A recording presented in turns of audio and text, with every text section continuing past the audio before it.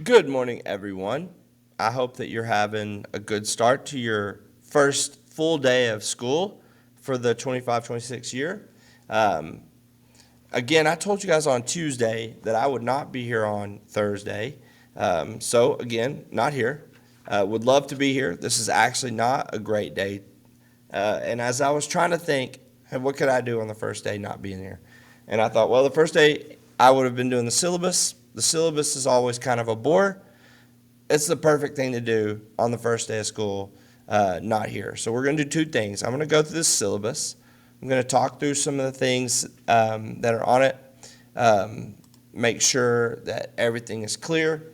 If you'll have any questions, I'll still answer. It's not like this will be the last time we'll discuss anything syllabus related. But we'll get this out of the way. After this video, you're going to then, after that point, you're going to grab a Chromebook and you're going to do the student information sheet that I've posted. Listen, you're not supposed to have your phones out, so don't try to rush ahead now and go do that. If I see a timestamp on it that was way too early for when you're supposed to have done this, I'm going to know and I'm going to have a problem with it. You're not to be on your phones. We'll talk more about that not only today in the syllabus, but also as we move along through the year. So wait until it's time. You'll have plenty of it at the end to do that student information sheet. So let me go through a couple of things. One, this is Algebra 2. If you're not in the right class, then definitely need to reach out about a schedule change, but that's what this class is, Algebra 2. Obviously, you know where you're at, but here's the thing. If you want one piece of information for your parents on where would they contact me the best, it would be through email. Okay, I like to keep my email cleaned out. So because of that, if your parents reach out to me, if they have any questions whatsoever, they need to feel free to reach out to me. If it's about an assignment, if it's about the student's grade, their behavior, whatever it might be, have them email me, and I will try to get back to them very, very quickly. So, course description, as you can see here, is you need to have Algebra 1 and Geometry. There may be a situation where someone is in Geometry also this year, and that's okay. They don't have really a lot of overlap. Algebra 2 mainly builds on the skills that you got in Algebra 1. So you actually could do this class and Geometry at the same time if you would like. Maybe a lot of math, and that might be frustrating for you, but you can handle it. So here's the course outline. First 9 weeks, we handle a bunch of stuff dealing with functions. Second 9 weeks, we still are rocking through functions, but we just do some different ones, radicals, exponential, logarithms. Then we move into sequences and series, which is probably going to be your least favorite. Third 9 weeks is probably going to be your least favorite. I don't know why. I mean, and I could be wrong, but generally from a grade standpoint, I've seen grades slip more in the second and third 9 weeks. So we'll see. We'll see what happens. And then the fourth 9 weeks, we focus on some probability and statistics, and then we spend a good portion of the fourth 9 weeks focusing on the end of course test. So this is pretty accurate. It is subject to change. So if we feel like something needs to be worked on and we need to hang out in a little bit longer in that section, we will do that, okay? I want you guys to learn. That's the number one thing for me. So if we're struggling with polynomial functions and first 9 weeks is over, I'm not just going to say, hey, it's second 9 weeks, let's go to radicals. We'll spend as much time as we need to hopefully get as many of you guys understanding that content as we can. That's my job. That's our goal, okay? You can read these standards on your own. We do have a text. It's in the closet, and it probably won't be making its way in here very much. If we ever do end up using it, it will be one of those things where we use it in class only. So it'll be one of those times where if we do it and there's an assignment from it, I'll let you get your phones out and take a picture of it, or I'll post it on the Google Classroom or something like that. Most of the time, our lessons come from the All Things Algebra curriculum. Really good. It helps you guys out. It helps me out. They're very organized. They're clear. They don't have a lot of fluff. And they're printouts where I can print out the notes and the homework, and we kind of work through it together. I think you'll like it. We've had success with it. This is not just like junk it's good. It's really good. We've done well the last few years as far as preparing students for the next level and providing your best ability to do well on the end of course test. So we're going to keep rolling with All Things Algebra, and I think you'll like that better than having to lug around a book. You'll like it better than the confusing homework assignments from the book. Most of the time, all of the homework assignments are very similar to specific questions that we went through while reviewing or learning. So it makes it really, really nice. So that's mainly what we'll use this year, All Things Algebra. Parents ever have any questions about our material? We know the entire material for the entire year already. So they are welcome to reach out, and I will get that information to them. Okay, materials. I really like you guys staying organized. You don't have a book to cram all your papers in, so you need a 3-ring binder of some sort. Now, I'm not one of those teachers that think you have to have a 3-ring binder just for Algebra 2, okay? You don't. You could have one of those big binders and have a bunch of classes all in the same place. You could have a couple binders for a couple classes and have a designated spot for all your Algebra 2 stuff. I don't care, okay? But you do need to have a 3-ring binder because I punch holes in all the notes and homework, and you can throw them right in there and keep things organized. Very, very simple. In that 3-ring binder, you definitely need some paper. You'd be surprised how little paper you'll need for an entire year, since I do make the printouts. But those who usually need paper are people who write a little bigger. If you write bigger, then obviously some of these printouts I've given you are not quite big enough. So having that extra paper is good. Pencils, okay? We use pencils. We don't use pens because in math you make mistakes, and that's okay, but it sure is nice to be able to erase it.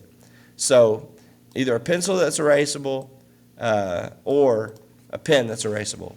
But you definitely don't need to use a bunch of crazy pens, and when you make mistakes, you have to mark it all out. So get you a pencil or multiple pencils. Okay, calculator. Notice what I said here.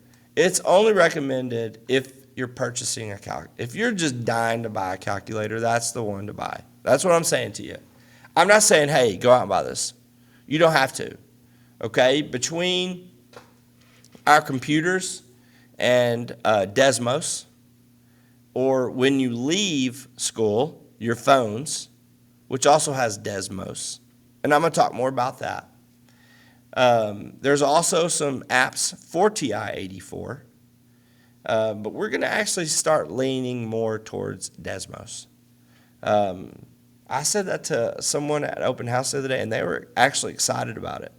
And I was like, dang, there's so much that I still need to learn about Desmos, but there have been some things that I'm quite excited about that very, very helpful and honestly better than the TI-84. So we're going to kind of start moving towards Desmos. So how's that work during class? You're not going to get your phones out. Well, there's a big old thing of Chromebooks over there that you guys are going to go get in just a second. You can use your Chromebooks, okay? Chromebooks and these big old desks that you got, plenty of room. Those Chromebooks will not be used to hide phones. They will be used to get on Desmos. So we'll talk more about that in the next few months. I don't care that your Desmos app on your calculator is your favorite. We won't be doing it, not in class, okay? But the beauty is the same formatting that Desmos has on the computer is essentially the same on the calculator. So what you're learning on your computer, on the Chromebook, you'll be able to then tie right into your app on your phone. Here's how we do our grades. 30% is daily grades and homework. 30% is quizzes. 40% is tests. The daily grades, here's how I do it. You can get 1 of 5 grades. If I give you an assignment, it's due on Friday. I come in on Friday, and a lot of times I'll put the answers, not the work, but the answers up on the board, and you're supposed to be checking those while I'm coming around to see if you did your work. If you didn't do your work at all and your paper is blank or you left it at home, even if you left it at home with every answer done, it's your responsibility to bring it to class. You will get a 0. If you did a couple of the problems, you'll get a 25. If you did about half of them, you'll get a 50.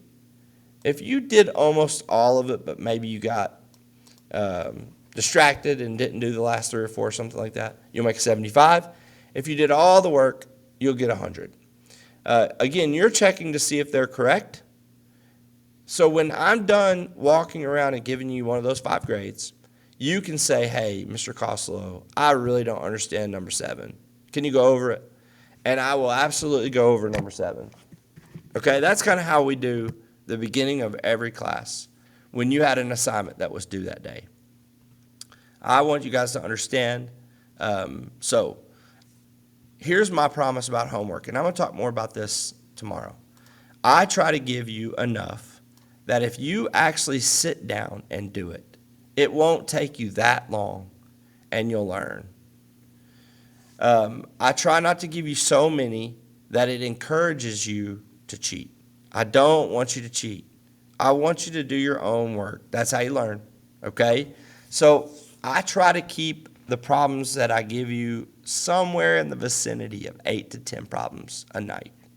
That's not that much. And if you do those 8 to 10 problems, I promise you'll learn. I promise. You got to trust me on that. But it requires you guys giving effort. So I hope that you will do that. If you make a 0, a 25, or a 50, you are more than welcome to complete that assignment, turn it in, and I will raise those 3 grades up to a 70. If you made a 75 the first time around and you want to complete the rest of it, turn it in, I will raise that up to an 85. So at the end of the 9 weeks, you should have no homework assignment grade that's below a 70. If you do, you tried hard not to. You understand what I'm saying? Do your homework. Okay, quizzes are 30%. We'll have about 4 to 5 of those in 9 weeks. Tests are 40%. We'll have about 2 to 3 of those per 9 weeks. So I give reviews. I go over those reviews. I prepare you. If you don't do well, you decided not to do well, okay? Not to study, not to prepare. I will do my part, I promise you. If you do yours, this will be an incredible year. You'll love it. You'll do great. You'll probably have some success that maybe you haven't had up to this point in a math class. That's kind of one of my goals for you. I hope that that's yours too. Daily grades, you see this. Listen, here's the way I always try to tell people. I don't give a ton of homework, but you have homework almost every night. Okay? So those might sound like they conflict with each other, but I'm saying if you sit down to do your homework, it should never take you a substantial amount of time. I try to give you, like I said, somewhere in the vicinity of 8 to 10 problems. So you get homework a lot, but I don't give a lot of homework, if that makes any sense. Hopefully it does. Most of the quizzes are 40 or 50 points, mostly 50. Sometimes 40 if it's a little smaller, or if it's a little pop quiz. And then, of course, you'll have tests that are 100 points. If you have questions about those, ask me tomorrow. Okay, procedures. tardiness. My expectation is that you're in class on time. Today, when you do your student information sheet, if you're coming to this class from a long way away, please note that. And then we'll also talk about it at a later date. Okay, I try to be fair, but when I'm standing out in the hallway and I'm watching you come my direction and you're lollygagging or you're in a big old group of people and you're not really giving much effort and you're not in here by the time the bell rings, I start having a problem with that pretty quickly, okay?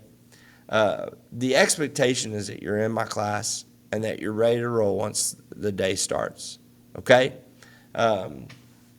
If you can't do that and it becomes an issue, then it will be dealt with the way the student handbook says to deal with it. Lunch detention, cool stuff like that. Okay, restroom locker pass. You'll have 3 every 9 weeks, and if you don't use them, you can turn them in on the last day of the 9 weeks for extra credit. I give 3 because, in all seriousness, unless you have a doctor's excuse, you shouldn't be leaving the classroom just to leave the classroom. So on Monday, you will get your 3 bathroom passes. You'll put them in your folder. Listen to me. If you lose them, they're gone, okay? It's your responsibility to keep them. So if you have questions about this, I'll answer. Sleeping in class, inappropriate language. Not permitted at all, no exceptions. If you're sleeping in class, I will bother you. And if you have a problem with me bothering you, then we'll have a problem. Because most of the time, I would say 90% of the time, I'm either instructing or you have some time to do your work. There is, and I said 90%, that's probably way too low. It's probably like 96% of the time. There might be 4% of the time where everything is done and you're just chilling because you got all your homework done, everything's done. It's rare. And I'm not trying to say that to scare you because most of the time I am giving you class time to get some things done. But just enough to either get it done or at least get a really good start on it. So we're not going to be sleeping in class. Inappropriate language, that just goes without saying. I don't use bad language. You're not going to hear it from me, and I don't want to hear it from you. Okay? If you're in a conversation at the end of the class with your buddy and you use bad language, it's not permitted at all. And that includes using God's name in vain. Okay? Maybe that's not a problem with you, and hey, it's your life, but it is a problem with me. And this is my classroom, so that won't happen, okay? Not without problems with me. Cell phones, electrical devices. Like I said, in this class, and I hope every teacher is doing this, in this class, you won't see me on my phone because I know I have a job to do. When you're in this class, my job is to teach you guys. And if I'm not direct instruction, my job is to help you with problems, with things that maybe you don't understand or you're struggling with. You're trying to understand more clearly. I take my job very seriously in that. You guys have a new policy to follow where you're not to be on your phones. They're not to be visible. You don't have headphones in while I'm speaking and teaching. This will be followed in this classroom. It will be 100% will be followed. Listen, the days where you put one earbud in and you're trying to listen to some music on a device that's supposed to be turned off in your pocket while also trying to listen to me instruct Algebra 2, they're over, okay?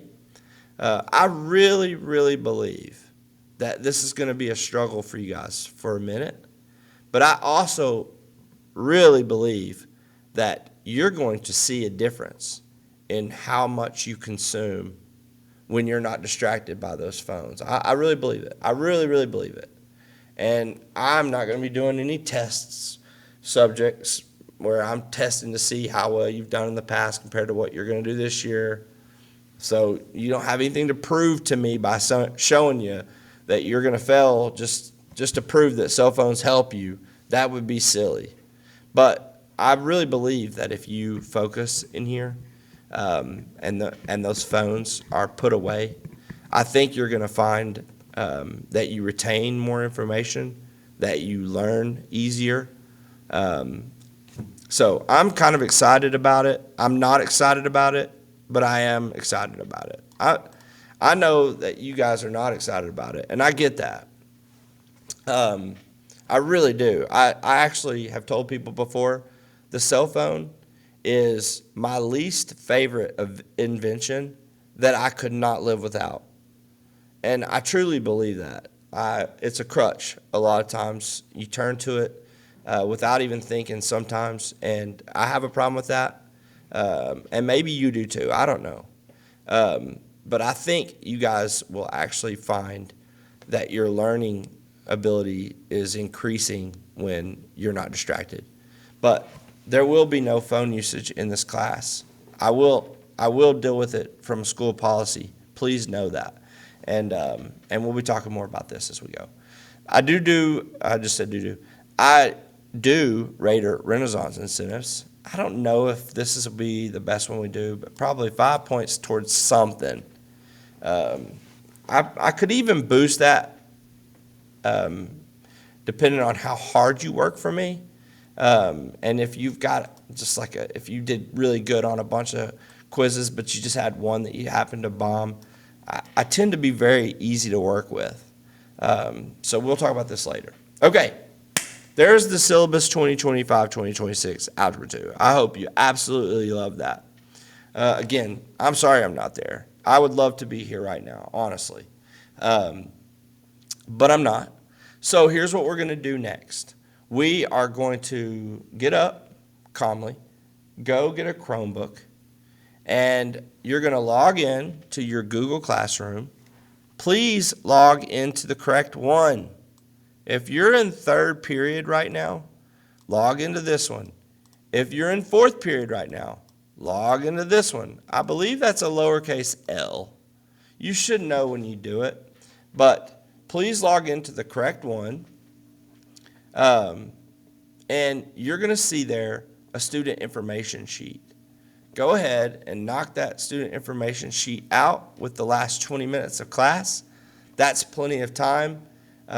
So again, thank you guys so much for being here today. I'm sorry that I'm not.